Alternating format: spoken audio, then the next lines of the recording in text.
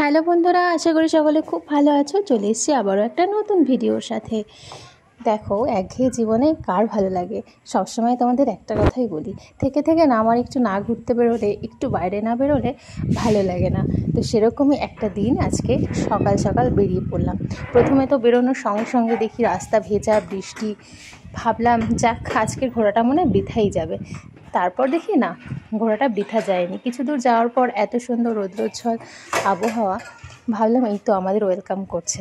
যাক, একটু সাহস পেলাম।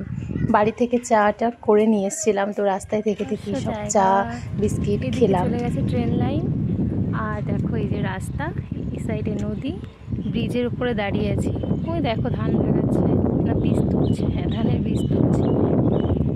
অসাধারণ জায়গা, অসাধারণ লাগছে দেখো।